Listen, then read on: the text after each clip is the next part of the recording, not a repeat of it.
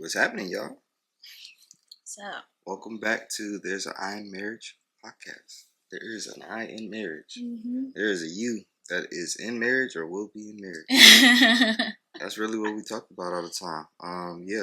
Been a while. Been a good time. Yeah, a lot of good things happening in our lives.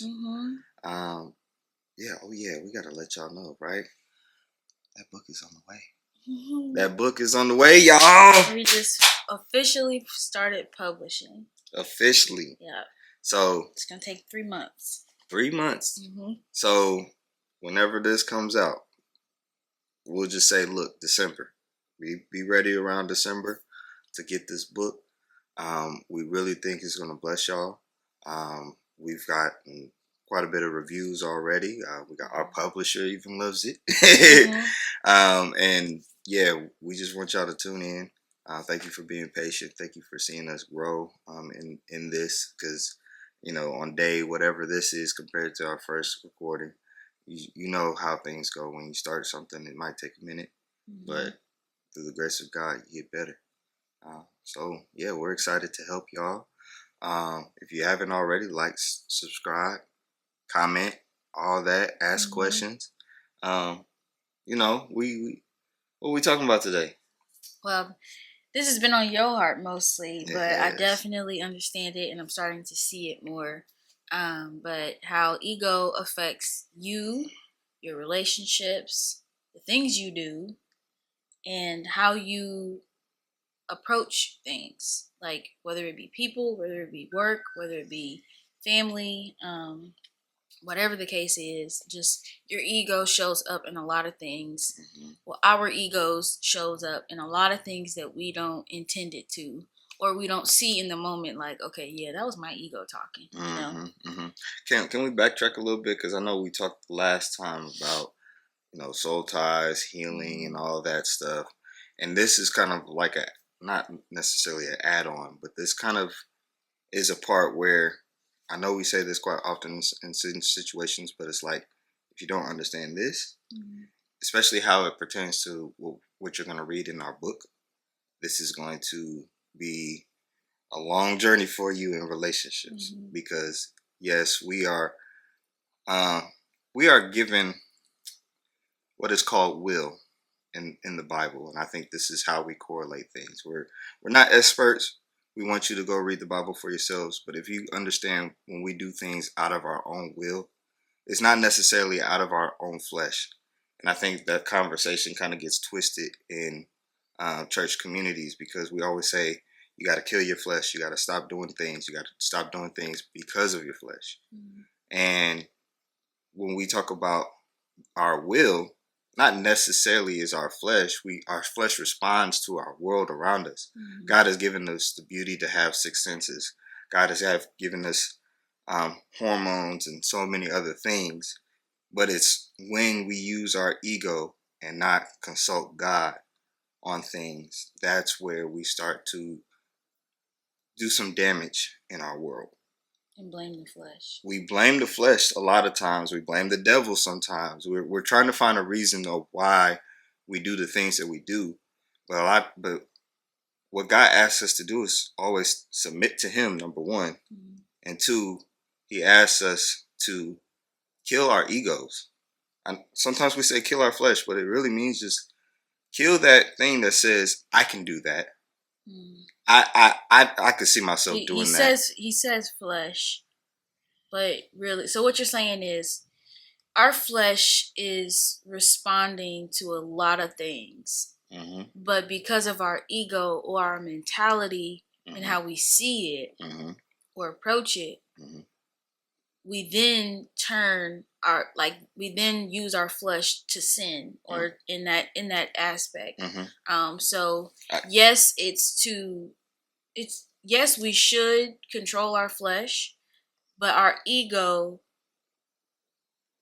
leads it. Our mind leads it. Our will, our mind. It all leads the flesh. Yes. So if you can't control that, then it's going to be really hard for you to control your flesh, and then you'll continue to blame it when the actual source is your ego or your mental or your perspective. Yeah, we can give like a few examples. So we'll start off kind of easy and then kind of show where it can progress.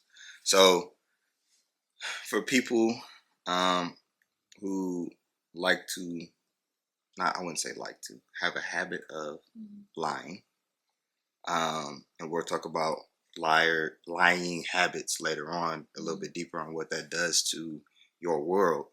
But people who have habits of lying think they can get away with it, right?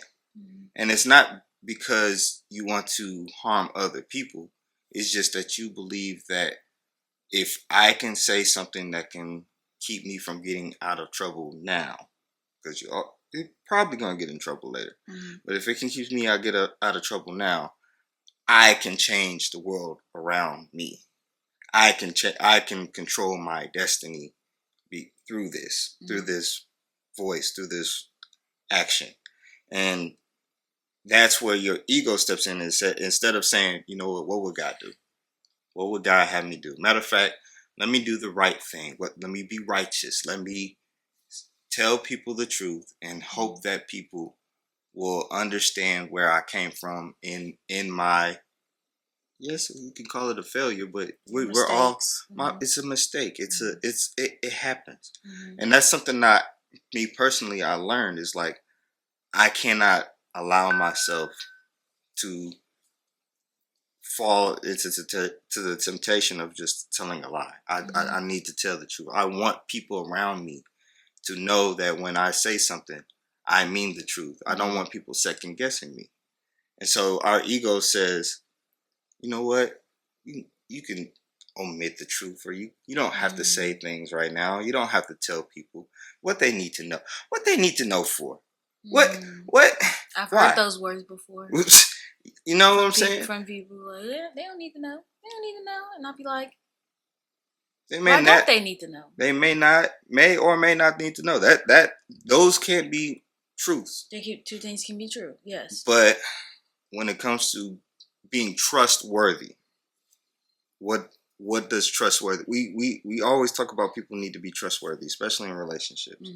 What does trustworthy mean to you? What is that? Especially, we have different standards from God anyways.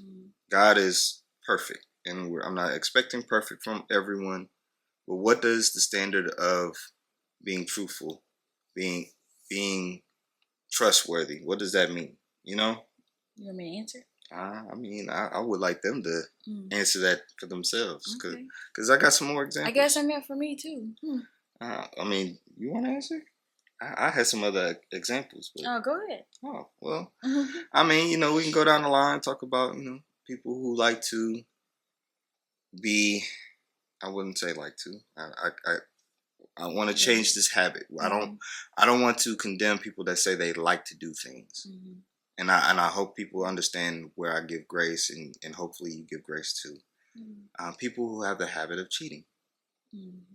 And we wanted to talk about something called the 80-20 concept. I wouldn't say it's a rule. I wouldn't say it's something that we've dubbed or anything. But when you're in a relationship with someone and you come across someone who seems better in the moment, just seems better.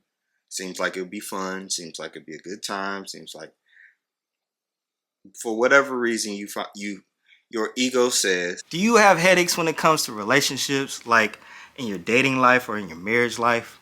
Like, do you have questions when it comes to marriage and what does that even look like? Or are you having a hard time getting married? Like, ugh.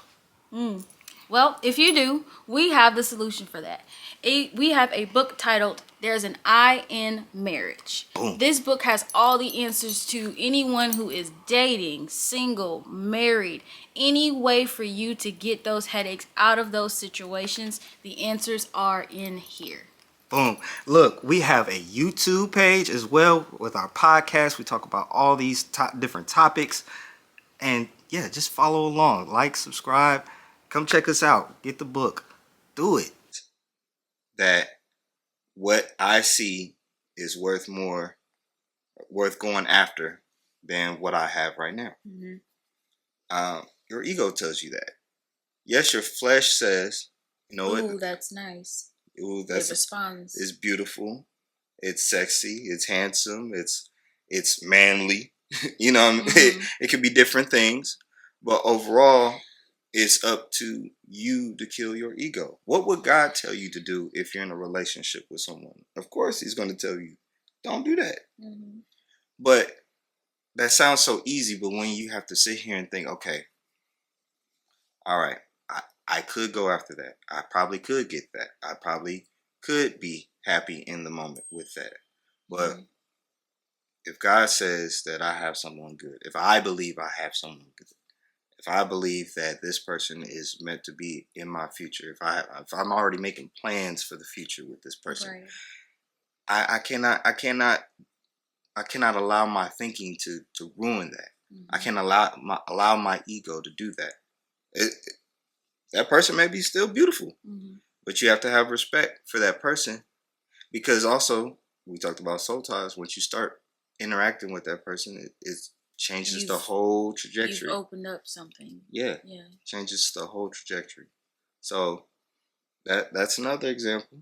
Yeah, there's so many things that you can put to it. I mean, it doesn't even have to be cheating. It's just you like to be very sexual or persuasive or flirty. Or a winner, number one. Winner? Ooh, yeah. Being the one that knows everything. Like, that's all ego or perspective or mentality related, because when you allow those things to be at the forefront of your mind, again, that's when your flesh responds. So again, like you said, we have these senses. So like, if you see a pretty woman, or you see a nice looking man, yes, you have these things that happen in your body or in your mind, but like, what's going to be the forefront? What's going to lead you to those things? So that's when it comes to it becomes a mind game, or not even a game, but like, it's a game to the devil. But for you, it's more like a cat, like, as a man thinketh, he does. Cast down every thought that tries to put itself above God's. So these things are said in the Bible. You know, it's hard to practice those things when we let our egos or our perspectives or our mentalities lead the forefront. And then that's when we start to be like, man, I'm just responding to my urges. I'm just responding to my body. I'm just human. I make mistakes. But how long? And I don't mean to. Right. This is not. We hear these things. This is not to judge. This is not to mock either. No. But it's this is the truth. This is what people say. This is what we say as humans. This is what we say as culture. It's a cultural thing, but also like, how long will we allow those excuses to be the reasons that we keep having mistakes? And that's what I even had to learn for myself in my own mind. Like, oh, I think this way because this is what I was shown as a kid or shown in high school by my peers and XYZ. So eventually God is like, okay, I understand that. I knew that before you knew that. But how long are you going to dwell in that? How long are you going to allow that to be, again, at the forefront of your mind? How long are you going to continue to allow that to rule your flesh? Because yes, again, control your flesh, but you also have to control up here. So let's kind of talk about that for a minute, and then I want to talk about something still on the topic of our egos in marriage. So you talked about we are, as we're growing up, very young, and we don't talk about this in our households enough. I know we talk about going to church, we talk about doing things God's way, but we develop an ego based off of our family and our friends, and how we're responded to. It's very natural. So I know we talk about ego in a negative way, but our ego also contains our confidence. It gives us our ways to respond to things that we don't believe is right and wrong. I mean, the things we believe in right. And things that we understand that is wrong. And so when I say like ego, like for example, you go to a restaurant and you feel like you're getting very bad service, and people respond in different ways, of course, but you know that you didn't get great service. Sometimes it feels like ego when people are go after the workers at the restaurant, but sometimes you're just sitting there saying, hey, I feel like I need someone to understand that I should have been treated better. Mm-hmm. But in the moment, it's a very blurred line on how you respond to someone. Do you give them grace, or do you speak out of your ego and say a lot of things that you may regret saying to someone just to get your point across? How do you respond Mm-hmm. with that? With your even if your ego is there, is it leading you, Mm-hmm. or is it just being? Is it like you said? I should have been treated better Mm-hmm. because I am paying for this meal or Mm-hmm. paying for this service. You know, like you said, how do I give them grace? Or then there's another part of you that is just like, I want to go off.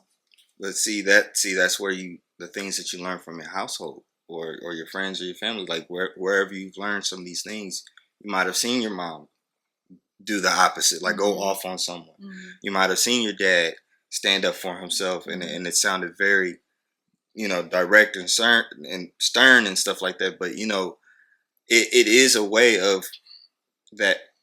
Your ego isn't totally bad. Mm-hmm. It's just that one, you should seek first God. You have to seek God 1st. Mm-hmm. Seek ye first the kingdom of God.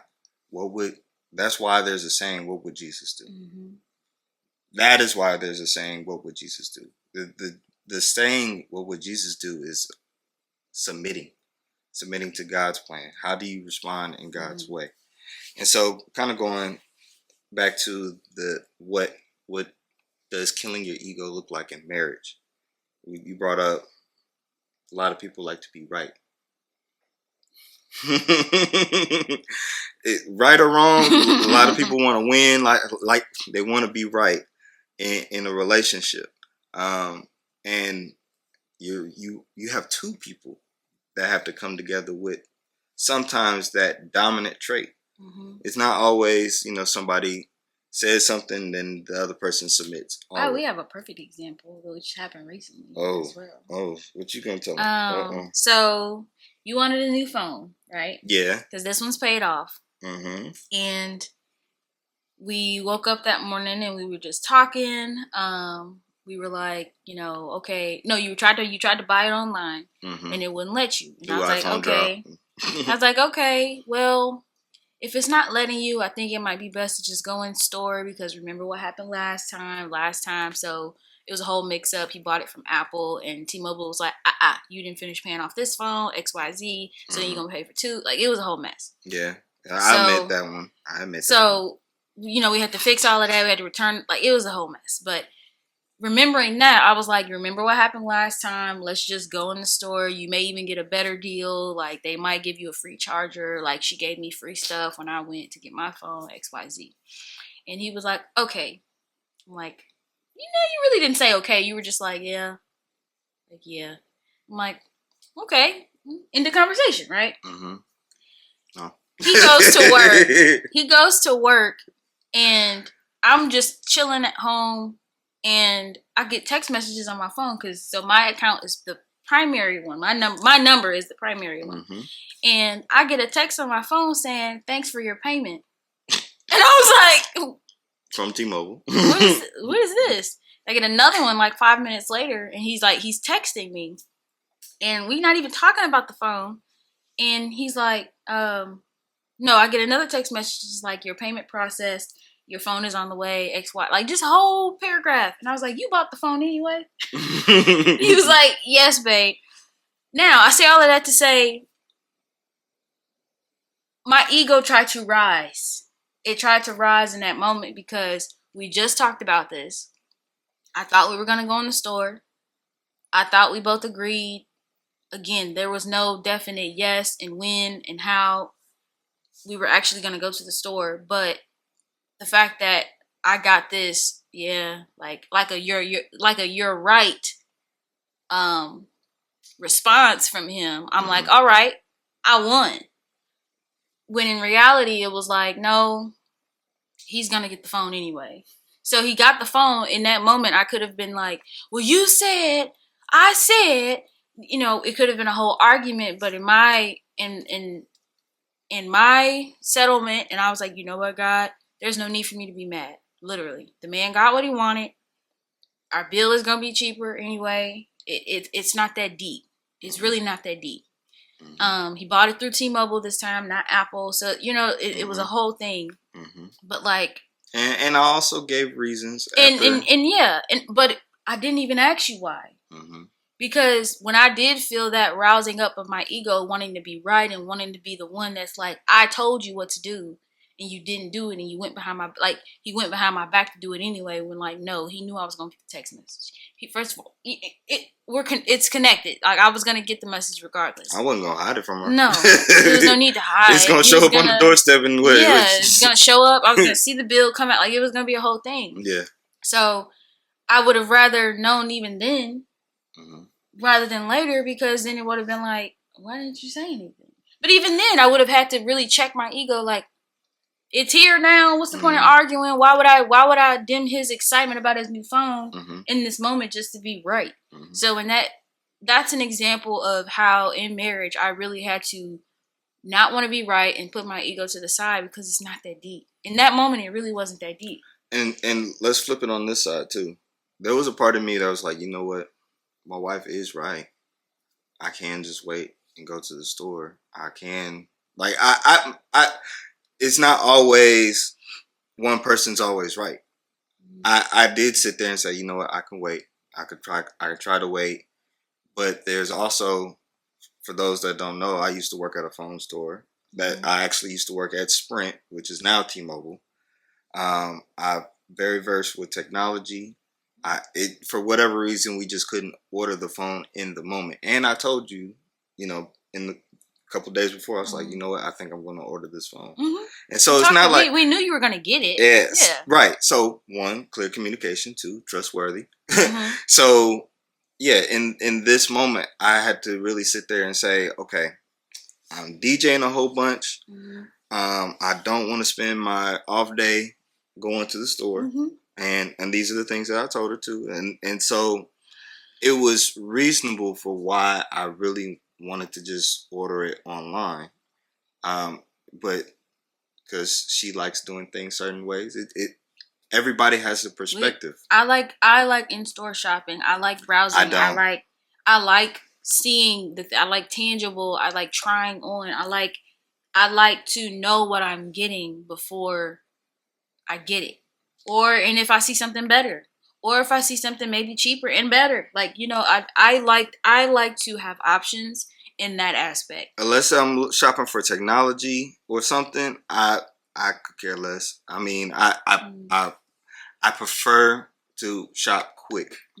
I wouldn't say I don't like going. What you do today? We went to Target. He grabbed the basket and was like, if it can't fit in this basket, we not getting it. I was like, you know what?